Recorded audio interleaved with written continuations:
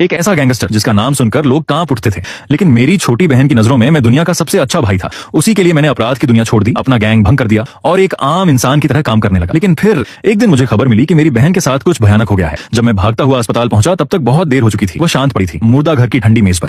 उसके शरीर पर 100 से भी ज्यादा चाकू के घाव थे और उसकी लाश एक कूड़ेदान में मिली थी। मैं अपनी बहन के बर्फ जैसे ठंडे चेहरे को देखता रहा। मेरी आंखें लाल हो गई। मैंने पूरी ताकत से दीवार पर मुक्का मारा। हड्डियां टूटने जैसी पीड़ा हुई, लेकिन मुझे कुछ महसूस नहीं हुआ। मैं अस्पताल से बाहर निकल गया। पीछे माँ बाप की चीखें गूंज रही थी, लेकिन मैंने एक बार भी मुड़कर नहीं देखा, क्योंकि उस पल मेरे दिल में सिर्फ एक चीज बची थी, बदला। मैं उन सभी लोगों को खून का हिसाब खून से चुकाने वाला था। कुछ ही देर बाद मैं अपनी बहन की सबसे अच्छी दोस्त सुशियाओ के घर के नीचे खड़ा था। मैंने उसे एक संदेश भेजा और इंतजार करने लगा। कुछ मिनट बाद एक लड़की जल्दी जल्दी सीढ़ियां उतरकर नीचे आई। भैया लू चेंग, आपको लुनियन के अंतिम संस्कार की बात पता चल गई? उसने धीरे से सिर हिलाया, फिर मेरे चेहरे की तरफ देखा। मेरी आंखों में कुछ ऐसा था जिसने उसे डरा दिया। उसने घबरा कर कहा, मैं स्कूल नहीं गई थी, माँ पापा ने छुट्टी दिला दी थी, मुझे सच में बहुत दुख है, मुझे पता है। मैंने सिगरेट का एक कश लिया। सुलगती हुई राख की गर्मी भी दिल की बर्फ जैसी ठंड को नहीं पिघला पा रही थी। मैंने ठंडी आवाज में कहा, उन 4 लोगों के नाम लिखो जिन्होंने मेरी बहन को सताया था। सुशियाओ कांप उठी। भैया, जो होना था हो गया। कोई नहीं चाहता था कि ऐसा हो। कृपया कोई जल्दबाजी मत कीजिए, नाम लिखो। इस बार मेरी आवाज और भारी हो गई। वह डर गई। उसकी आंखों में साफ घबराहट दिखाई दे रही थी। वह जल्दी से एक कागज और पेन लाई। कांपते हाथों से 4 नाम लिखे और मुझे पकड़ा दिए। झांगकाई, वांग युएहोंग, गांव शुए, फांग। मैंने सिर्फ एक नजर डाली और उन नामों को अपनी आत्मा में उतार लिया। मुझे बार बार वही दृश्य याद आ रहा था जिस रात उन दरिंदों ने मेरी बहन के साथ हैवानियत की थी। मैंने गहरी सांस ली,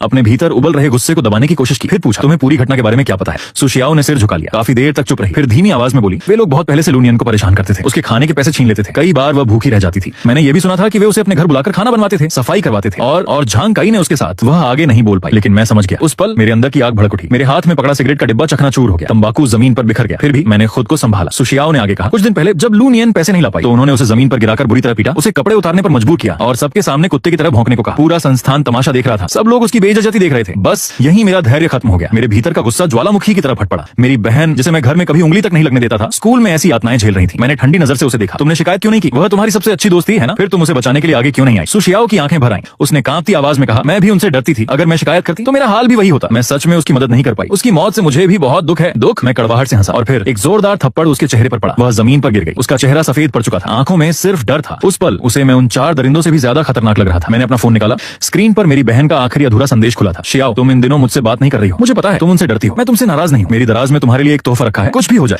हम हमेशा अच्छे दोस्त रहेंगे। मैंने उसकी तरफ देखा। मेरी आवाज दर्द और गुस्से से कांप रही थी। मरते दम तक मेरी बहन तुम्हें अपनी सबसे अच्छी दोस्त मानती रही, लेकिन तुम में शिकायत करने की भी हिम्मत नहीं थी। ये सुनते ही सुशियाओ फूट फूट कर रोने लगी, लेकिन मेरे दिल में उसके लिए जरा भी दया नहीं बची थी। मैं मुड़ा और वहां से चला गया। घर पहुंचा तो देखा ड्राइंग रूम में एक बेहद बनावटी औरत बैठी थी। पिता तुरंत मेरे पास आए। लू चेंग, ये लुनियन की काउंसलर है, तुम अपने कमरे में चले जाओ, हमें इनसे कुछ बात करनी है। लेकिन मैंने उनकी बात अनसुनी कर दी। मैं सीधे सोफे पर बैठ गया, एक और सिगरेट जलाई। मेरे कांपते हाथ दिल में उठ रहे तूफान को छिपा नहीं पा रहे थे। काउंसलर ने घमंड भरी नजर से मेरी तरफ देखा, फिर आराम से बोली, लुनियन के मामले के बारे में स्कूल में सब जानते हैं, लेकिन जांच के बाद स्कूल ने इसे एक दुर्घटना घोषित किया है।